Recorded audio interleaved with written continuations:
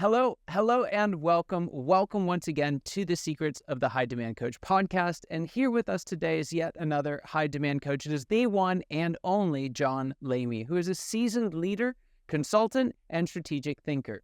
He has a proven track record in transforming leadership approaches and business outcomes. With a foundation in engineering from MIT and an MBA from Cornell, John's background in education sets the stage for his work in leadership development.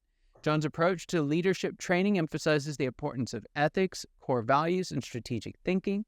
John's work equips leaders and organizations with the tools and mindset necessary to effectively navigate the complexities of the global business landscape while developing and expanding their individual global consciousness. Well, John, I'm really excited about some of the ground we're going to cover here today. I wanted to start off with this idea, globally conscious leadership. What is that? What are you guys up to there, and why is it so important? Yeah. What we're doing is we're looking toward CEOs and owners and C-suites of companies, small, medium, large, that are actually sincerely interested in helping tackle climate change, the big existential problem. One of the, I could say, three big existential problems, the other two being nuclear war and AI. But there's a lot of companies who really want to help. There's a lot that really don't, that just greenwash, but there are companies that want to help. So that's where we're heading. That's where our whole thrust goes. And I think it's important to have that kind of as a background for what we're doing. So within that context, what are some of the unique challenges that those founders, owners, leaders have stepping into that space? What would you say is either harder or maybe even easier in that ecosystem? Yeah, I think the hard thing is you're going against a headwind. There is a kind of an assumption or an overlay of our capitalist view that kind of fights against the idea of a global view, of a long-term view. People tend to look toward this quarter's bottom line is usually the metric that matters, growth thereof. GDP growth is usually another one that, at a country level.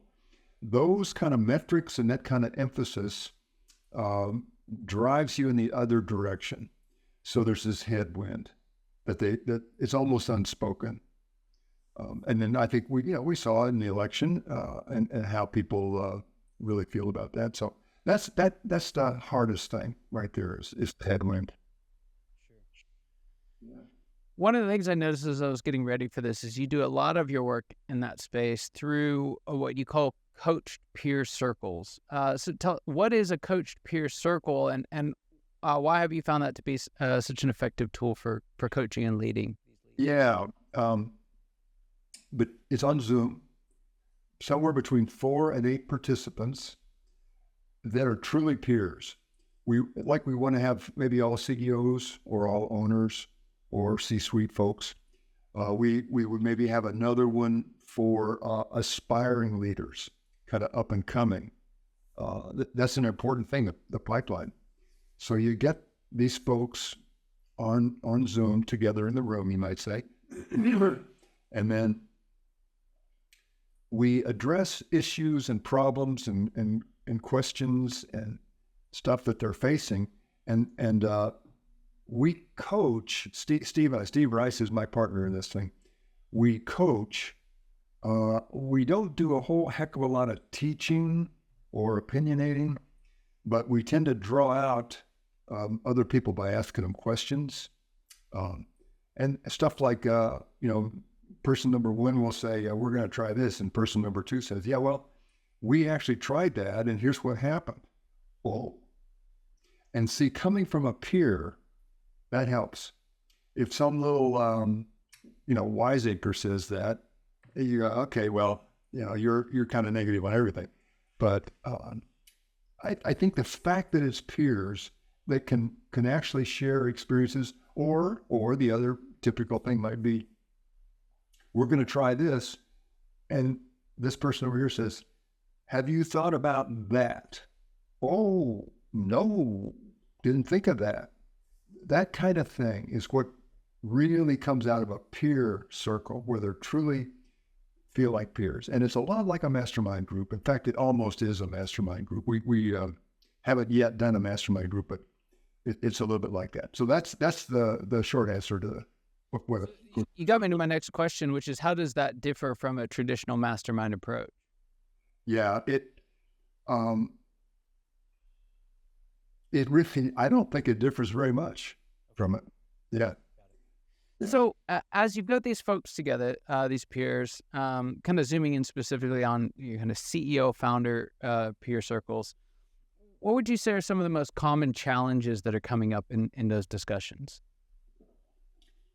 Some of them are traditional leadership challenges, like having a clear, written down, participated in strategy. You know, a written strategy. And I've done quite a bit of consulting relative to strategy development. It's amazing how people just kind of let that go. And I'm guilty of that myself, of just kind of jumping in and saying, well, it's obvious what we're doing. Let's just go do it. And that actually is a huge mistake. But to not have a strategy that was developed by the C-suite, owner input probably, but where people can truly answer the roughly 20 or 30 big questions that go with the development of a strategy. So that's a big one. There's a second one that we talk, and it has to do, it's a kind of a more low-level thing you might think. It has to do with accountability, where people say, yeah, I'll have it on your desk by Friday. Yeah, for sure. And then Friday comes, it's not on his desk. What the heck happened?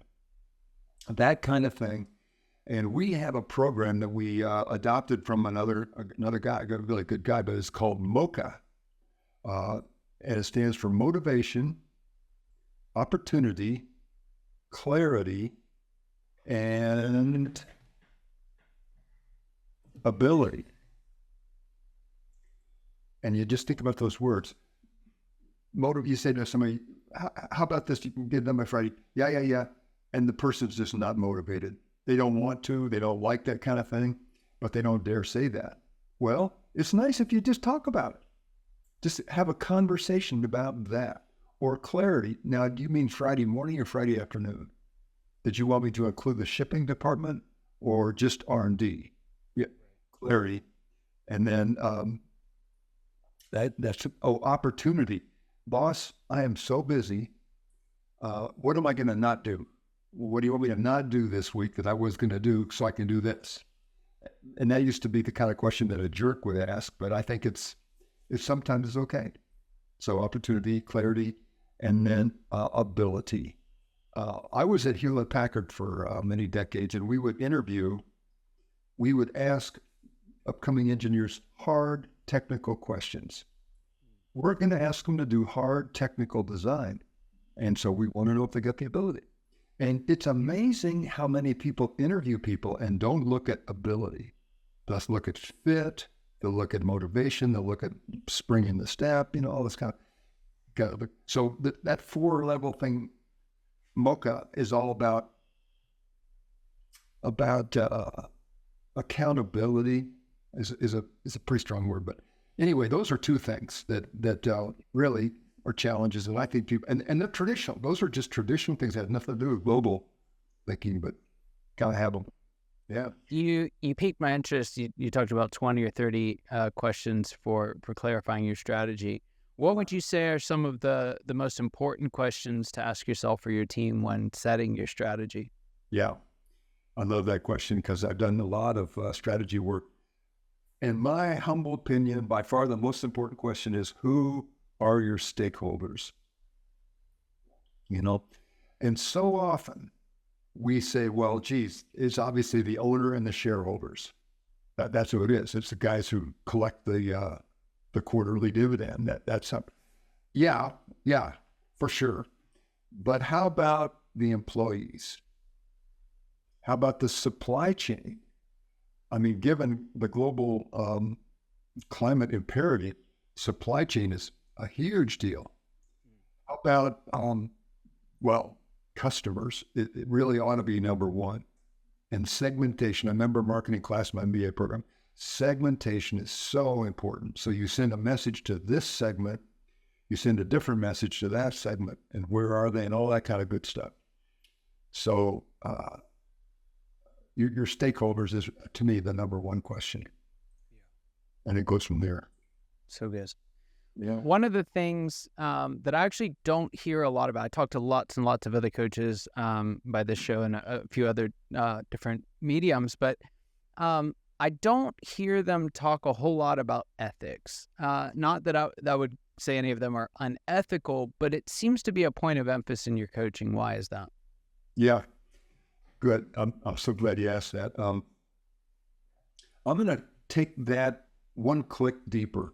Ethics is kind of like should and should not. You know, we shouldn't steal.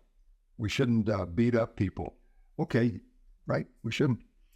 But deeper than that is values. You know, what are our real values? And Steve and I have come up with, I don't think I'll take the time right now, but 6 values that we think are important. And I don't think they just automatically overlay onto any old company. You have to think about what your own values are. But here's a good example. Our number one value is love the earth. You say, geez, guys, are you a bunch of hippies or what? I mean, and you think about a manufacturing company, our attitude toward the earth has typically been it's a resource. You know, we're going to extract stuff from it. And when we're done extracting and we're done with the product, we'll put it back out there. So it's a transactional thing. And the earth right now, just aggregating big, we are extracting and dumping at roughly twice the capacity of the earth to handle it. So it only makes sense. It's a reasonable thing. But we like to take it deeper and say, realize that we humans are bonded to the earth. We're children of the earth. And if we have that kind of an underlying attitude, then the ethics that spring from that are much more healthy. So we ask people to think about values. And like I said, you can't just, like the 10 Commandments is a set of values. Jesus had some stuff he had, you know, about the big commandments. Love thy neighbor. We sort of frame our value structure on top of that. You know, like 5th commandment says, thou shalt not kill. I agree with that. But let's add something to it. So we feel like those values are really important, that people need to just wrestle with it, have kind of an interior dialogue, and even a dialogue among the C-suite about it. And anyway, so that's where ethics ranks for me. Yeah, I love that. So you brought me actually right to my next question, which is a challenge more for leaders and to some extent executives, but maybe to some degree less for the founders, CEOs listening. But one of the challenges that leaders, especially rising leaders, have in an organization is that the organization to some extent has values, whether articulated or not. Right. And those don't always line up one-to-one with our own personal values. So how do you help leaders to overcome the gap between their personal values and their organizational values? Yeah, that is very tough. I don't think there's a really easy answer to that, because the aggregated personal values basically form the corporate values. You know, so you tend to, there have been quite a few studies about, you tend to attract like-minded, you know, like-valued people. Even we were talking before the show about geography. You know, you have, there's this wonderful book called 12 Nations of America that talks about the persistence of value structures and political structures throughout the country, and where they came from. So the point of all that is that there tends to be an attraction, a mutual attraction. But if somebody has a fairly outlier set of values relative to everybody else, I don't have an easy answer to that. I just don't. I think it brings us back to one of the things is, as you're going through this, you mentioned the interview process ahead of time. I think it is why we I think rightfully spend more time on looking for values fit and alignment. Yeah. I remember in my days leading my own company, I always used to say, it's not my job to put these values in you, right? It's my job to call them out of you. If they're not there already, right, then there's just nothing to work with. If they're there, then it's my job to foster them. And I always felt like that was the best way to kind of manage that tension. And I feel like we saw some success with that. Yep, I agree with that 100%. You can't just jam values into people. And people's values don't change too much over their life. They will change with traumatic events. A spouse dies, your values can take a jump forward, but basically it's pretty hard. John, there's a question I like to ask all my guests. I want to hear what you have to say. So this is the question. What would you say is the biggest secret that you wish wasn't a secret at all? What's that one thing you wish everybody watching and listening today knew? Yeah, and this is going to sound so funny, but I love it. And it comes from back when I was managing a bunch of engineers. So I had a boss, and then I'm here, and then they have, and then they're below them. So you got this structure. I call it the Charlotte's Web approach to leadership, Charlotte's Web. And if you've got anybody that's got kids knows Charlotte's Web. And this spider spoke English, and she would do it by writing it in the web.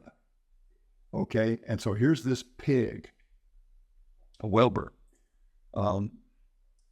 and he's going to probably get slaughtered. And so she takes the web and writes, "That's some pig." She writes that in the thing. So she's obviously the smartest one in the room, right? She speaks English, she can write, but she's pointing at the pig, saying, "That's some pig." And so people come by and go, "Wow, okay, let's." The point of that is, if you're the boss of some people, you're walking in the parking lot and your boss happens to come up and say, "Hey, how you doing?" You say, "Hey, boss, let me tell you about what Mary came up with last week in my R&D lab. She came up with a new way of doing a differential amplifier that blew my socks off." "Oh, really?" "Yep, that's Mary." So I'm pointing over here at Mary. And so the next time the boss happens to be walking in next to Mary, he says, "Hey, I heard you came up with this new way of doing differential amplifier." She feels great. And she's heard, she's appreciated. And conversely, I'm getting together with my team and I say, I was walking in with the boss this morning and he had this great idea to do X, Y, and Z. So people get the idea, the boss is pretty cool. Point is, you spend a fair amount of time passing credit, passing goodness up and down, as opposed to if you have your own insecurities to deal with, which we all have our own insecurities, say, "I thought this up, my idea." How often do we hear that kind of thing? So I like that Charlotte's Web approach. I used it. I thought it was great. I thought it worked. So I don't know. There's my simple answer to your very profound and appropriate question. So good. I love that. The Charlotte's Web approach. John, there's some folks listening and they'd love to get plugged into a group like that with like-minded leaders. How can they find more out about you and the work that you guys do there? Okay. I think our website is the best place to start. thegloballyconsciousleader.com. And I am John at the Globally Conscious Leader. So, fantastic. Yeah, best place. Yeah. I love it. Head on over there. We'll put it in the show notes for you. Check it out. It's a fantastic site. John, thanks for being on the show. Just an honor and privilege having you here today. And for those of you watching and listening, that you know that your time and attention mean the world to us. I hope you got as much out of this conversation as I know I did, and I cannot wait to see you next time.